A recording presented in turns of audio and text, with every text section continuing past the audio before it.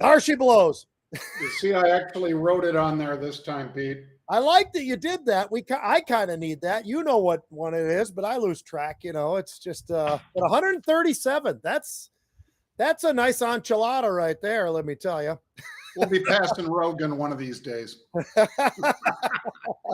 Although he's up to 1,590 something, I think, Pete. Oh, wow.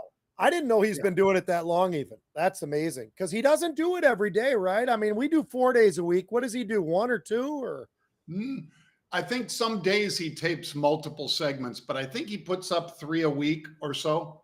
Yep. But he's been doing it since he was a comic, and earning his living just as a comic after he left. What was that show, Pete, where you dare somebody to eat something? Oh, yeah. Or something. It was some disgusting show, but knock on wood. Fear Factor. Fear Factor. Fear Factor. Thank you, Jared. God, it's good. It's good to have a millennial with us, John. Between Fear Factor and News Radio, Pete. He was on News Radio too, believe it or not. Wow. And in between those, I think he just started when he was in the comedy clubs, just flipped up his laptop and just said, "Hey, I'll just put up a podcast." Well, he's had a lot of success, and we're gonna pass him up, John. We're gonna leave him in our dust. Oh, speaking of leaving in the dust, I do want to apologize to everybody, John and Jared and everybody else. I am at a parts unknown, so to speak, because we had a storm last night, guys, here in Florida that went from 9 p.m. till 9 a.m. I don't know how many inches. Maybe it dropped 15, 16 inches of water. Unbelievable. And driving to the gym this morning, I literally had the water up at the door level of my truck, which is already lifted pretty good. So that was bad, but we also lost internet, and I've been going back and forth everywhere. And so here I am. I'm actually at my daughter's house here in Florida. So I at least had a place to go. What's amazing, Pete, is Florida's got it on East and West Coast now. Yeah. Last week it was Fort Lauderdale. They got 2 feet of rain in a 24-hour period. It broke the record by 10 inches, Pete. Yeah. The most they'd ever got before was 14 inches. Yeah. And then here you are saying you got a bunch this week. I can tell you this, we live on a key, and you don't want to live on a key when that kind of rain comes in, because those roads are literally, you've got either side of the key, you've got a road in between, and it really is something. I mean, when I say the water was up to the doors, I mean like up near the handles of the doors going through some of the puddles. So it was interesting, and it's understandable. It's one of the first times I'd say, you know what, I get it. We lost internet. It makes sense. Usually you're like, those sons of bitches. Anyway. Well, you are watching The Rebel's Edge. You've already heard Jared comment on the Fear Factor information. Jared will be bringing you all the graphics you see hitting on the screen, including the ones that are up there right at the start and the date. Yep. So let's dive in, shall we, Pete? Yeah, let's do it. Let's do it. Let's start off with the macro minute, because as usual, it's just worth a minute. I'm going to say, Pete, the market is really struggling to get out of its own way. I mean, a lot of people, not you and me, but a lot of people last week were saying, well, let's see what JP Morgan does for the market. Mm-hmm. JP Morgan does for JP Morgan. They don't do it for the market. Yeah. If JP Morgan was going down hard because banks were getting hurt, then it could pull things down.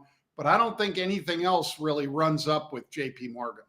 No, I agree with you, John. I mean, we call it that earnings season, because suddenly the big banks and everybody step up, and then we just start rolling along. Tomorrow we got Netflix, we've got this, we've got that, a lot more financials. It's not like every single financial gives you their information, but many of the big dogs do. And that's what we've gotten so far. We got plenty of big dogs still coming in front of us over the next week or two. The one real quick thing that I will say is this: the 2-year has recaptured 4%. As a matter of fact, 4.2%. 2 weeks ago, it was trading 3.64%. So just to get a little bit of a background, that's my macro side of things, is keep an eye on what's going on with the 10-year. But in this particular case, The 2-year is on the move, and that is not always very good for something like the NASDAQ. Yep. When we invert very, very significantly, folks, that's telling you that in the short term, people are fearful. And we are obviously still in an inverted state right now. Yeah. All right, Pete, let's dive into Fantastic Future. Fantastic Future. And believe it or not, that's Terry Duffy's voice. It is. from the voicemail over here at Market Rebellion. He is, of course, the CEO over there at the CME Group. And no, that is not his voice. It sounds like him. But I'm going to say, Pete, natural gas, because you and I mentioned it a week ago when it broke through $2 per million BTU, British thermal unit. It popped up to 210, looked like it was going to go higher. We said resistance 215 and then 229. You know where it is today? 229. So that's a nice pop through the resistance to the upside for nat gas. I'm going to give you for my fantastic futures. Oh, I got nothing.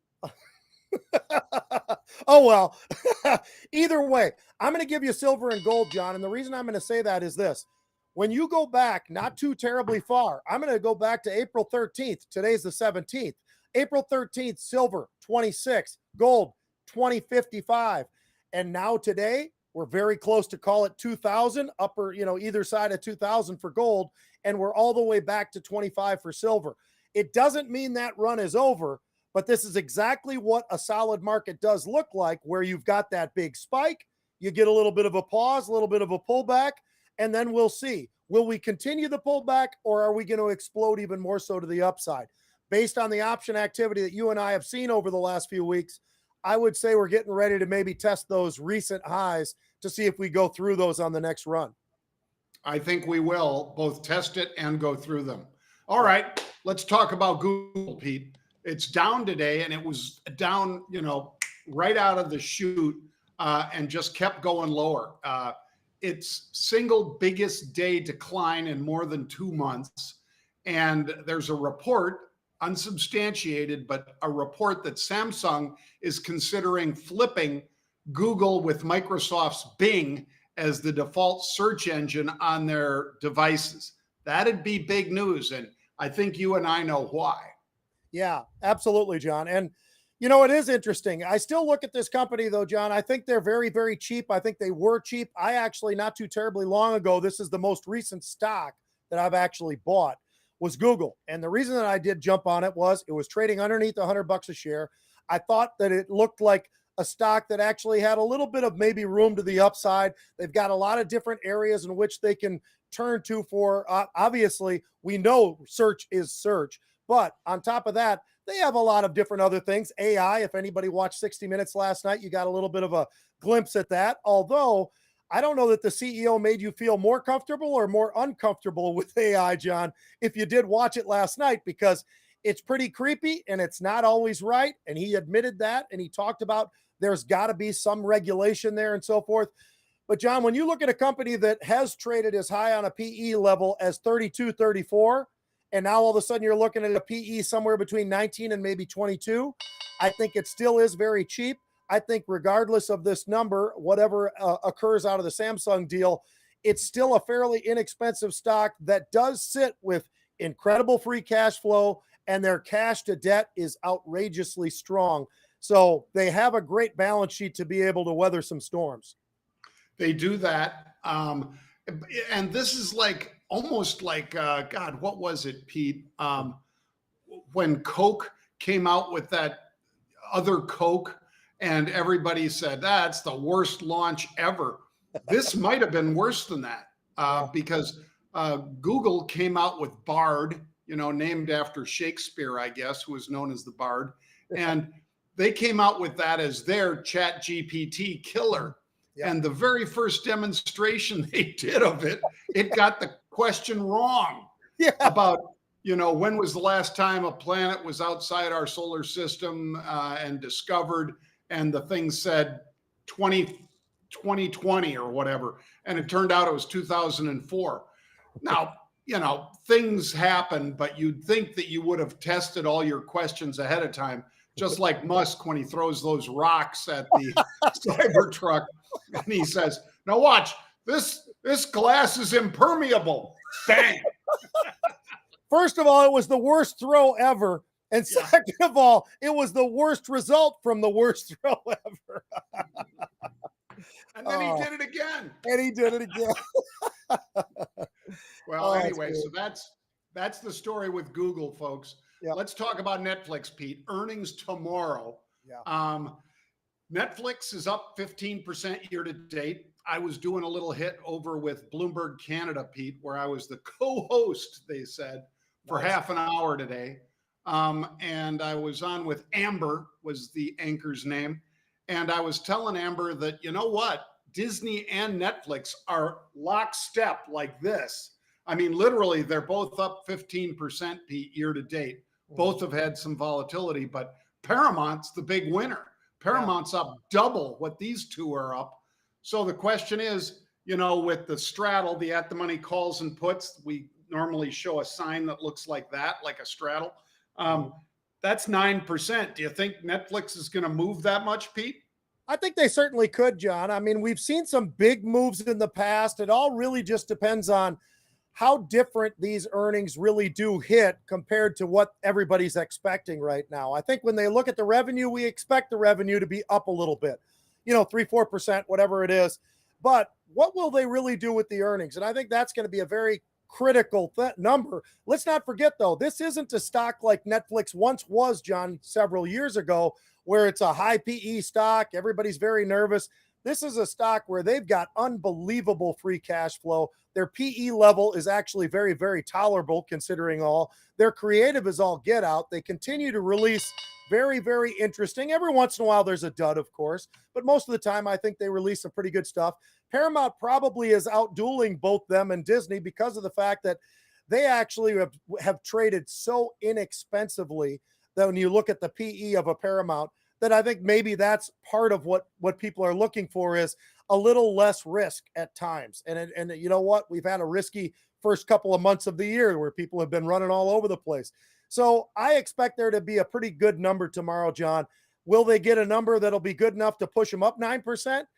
Maybe, but they're already up, as you just mentioned. What is it, 15% so far year to date? So it's had a big run. If they can do something really big, though, I wouldn't be surprised at all to see people start reeling and starting to go after this stock in a big way.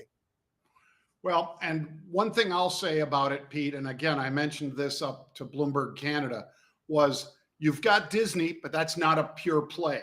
Right. Yeah, they put all their content out on Disney Plus, and they're withholding it from the other streamers, but their ESPN, their theme parks and all that. Then you look at, Paramount and Warner Brothers, they don't put anybody else's content on there.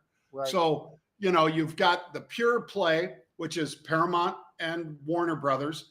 Then you've got the hybrid, which is Netflix in the middle. And, I guess Disney, but again, Disney's nowhere near a pure play. So just keep that in mind, folks, when you're trading this one. Yep. All right, Pete, I thought this was really interesting. Prometheus Bioscience. Yeah. Now, a lot of people don't know it, but when this one came out with this treatment for ulcerative colitis, try to say that 3 times fast. When they came out with their test and how they're doing on that, the stock jumped from 40 in December to it went up to about 115, 120, Pete. Just like that. It just went up 190% like overnight, because that test was so strong.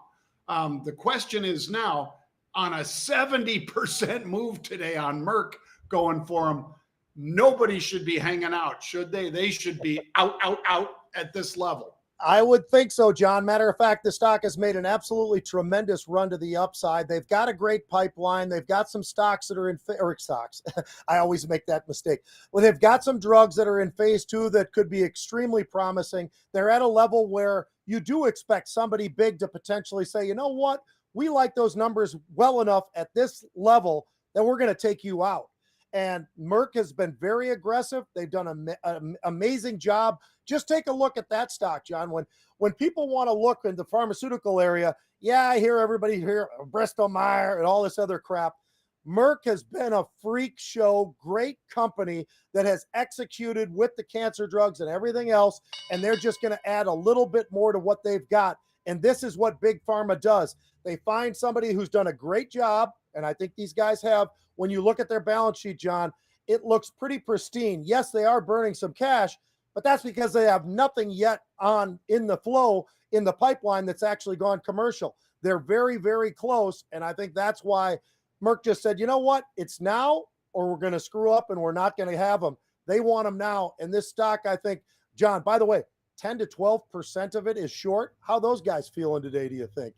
Oh, they're being carried out feet first. Yeah. Well, let's talk about Roblox now, Pete, because RBLX, this is one that, Kathy Woods has loved it. It was going to come on a straight listing, not an IPO, because they didn't raise money.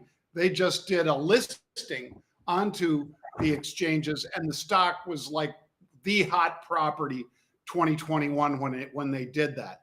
However, it has now kind of turned and burned to the downside. It's well off of its lows, but this is a pretty stinky move, down another 12% today. Do you finally get to a level again, or do you have to wait till they get towards that $21 low that they hit in the last 52 weeks?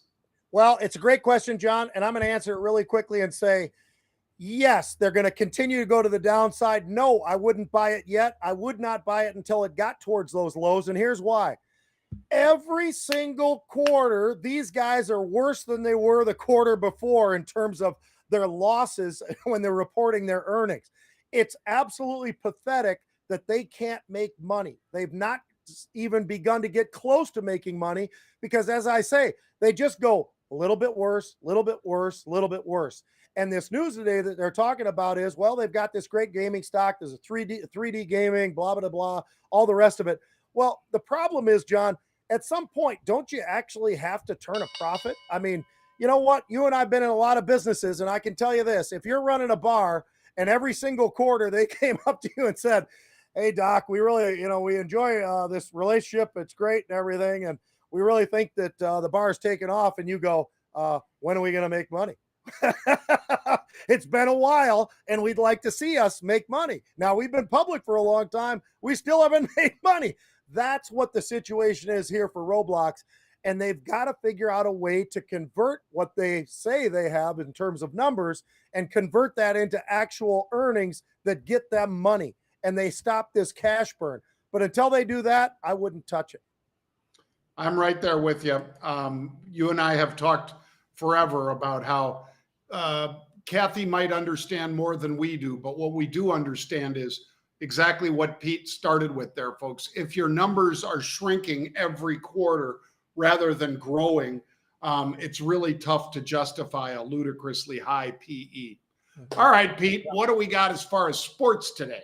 Well, right out of the gate, John, we got a great one. The NFL. We're talking about Jalen Hurts. Now, we all wondered in the offseason, what's going to happen with Jalen Hurts? What's going to happen with his contract? This guy is a Super Bowl quarterback. How's he doing? And I think that he probably deserved what he got because just before we came on here, maybe an hour or two before we came on, he signed a deal, John, $255 million. That's pretty standard these days for quarterbacks, it seems like. 179 of the 255 is guaranteed. I like it. I like that it's not fully guaranteed because I think that could crush the NFL. And everybody wants to come up and say, well, if Deshaun Watson did, well, Deshaun Watson got that deal because the owner's an idiot. The guy's a complete moron. He goes out and gets a quarterback that he pays $230 million, guarantees the whole thing for a guy who has the background of that guy and what he brought to the table and how he can't be on the field. I mean, that was just idiotic. And every time I hear anybody go on ESPN or any of the other sports shows and say, well, Deshaun got this, it's like they ought to just shut up. That means they know nothing. And so he's not getting a fully guaranteed, but he's getting a big chunk of it guaranteed. he put up some great numbers, John. And the numbers that people don't always remember with Jalen Hurts is this. He did have great touchdown numbers, right? He had 22 touchdowns, 6 interceptions. That's not so bad.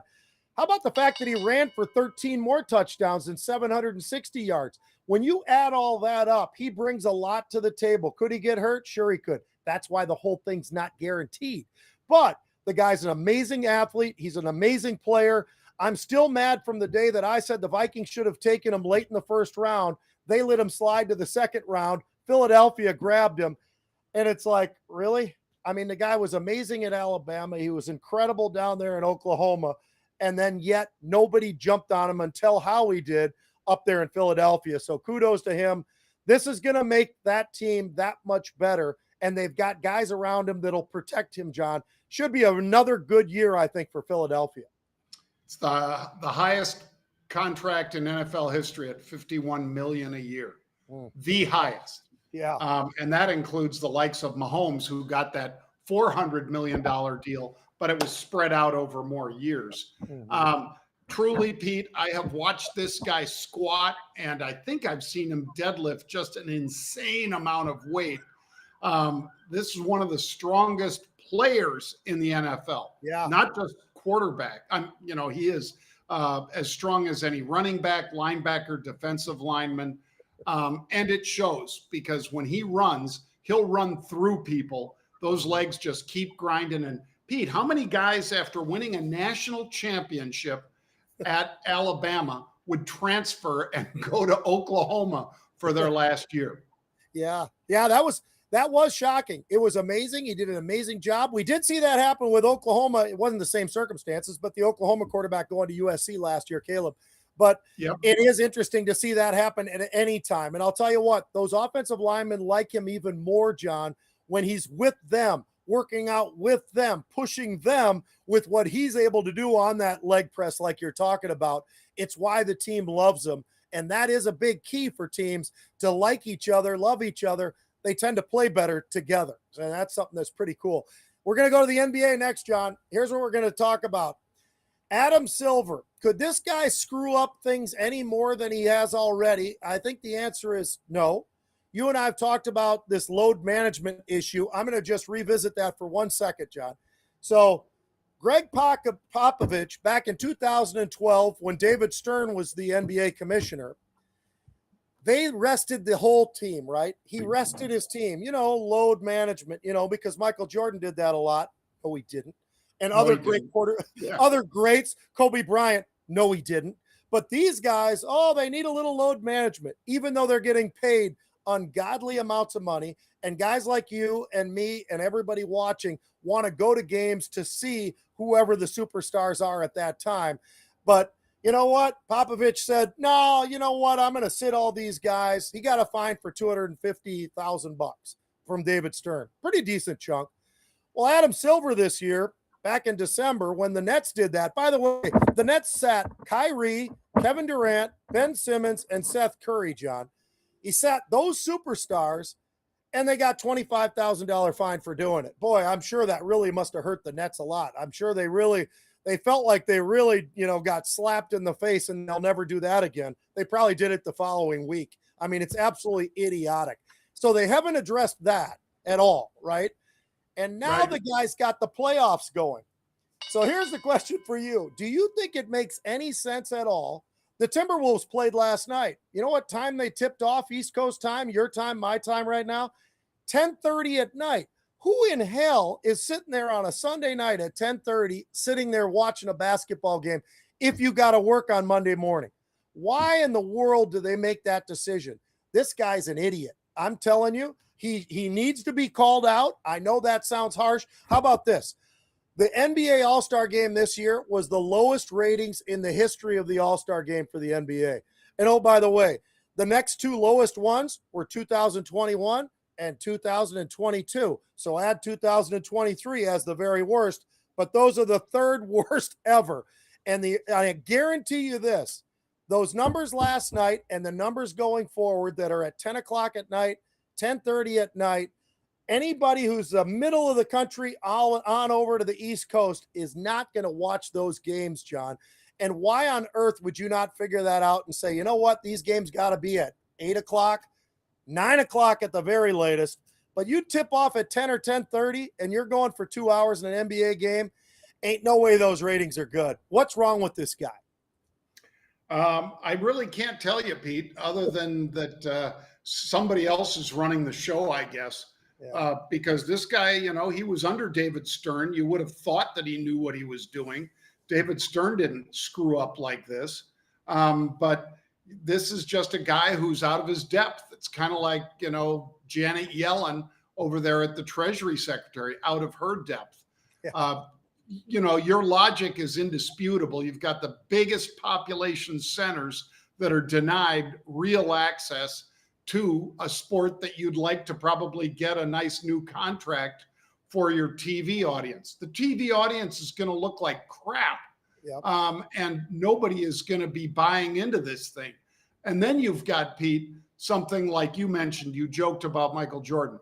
He was the last guy, there's only been two, Wilt Chamberlain and Michael Jordan, that have ever scored 3,000 points in a season. And the last time Wilt did it was, in the 60s, I think, Pete. So Michael was the last guy to do it. He played all 82 games in the year that he did it. There was no load management there. And you wonder why he became worth billions of dollars to the marketers and to the Nikes of the world. Well, because he actually played like an Iron Man through all those games, brought the fans in. Fans got to see him both in person and on television. And that's completely different from this dystopian crap that Adam Silver has put out there. So, yeah, I couldn't agree more. He is cursing that league with horrible numbers that they're going to get, because nobody, not Amazon, not Apple, nobody is going to pay up for the NBA with those kind of start times. And you're so right, John. I'll just add one last thing. Dad and I used to have those season tickets to the Timberwolves when they first started. Did we go there because of the Timberwolves? Absolutely not. We knew they were going to be terrible. They're an expansion team, everything else. We went there to see Michael Jordan.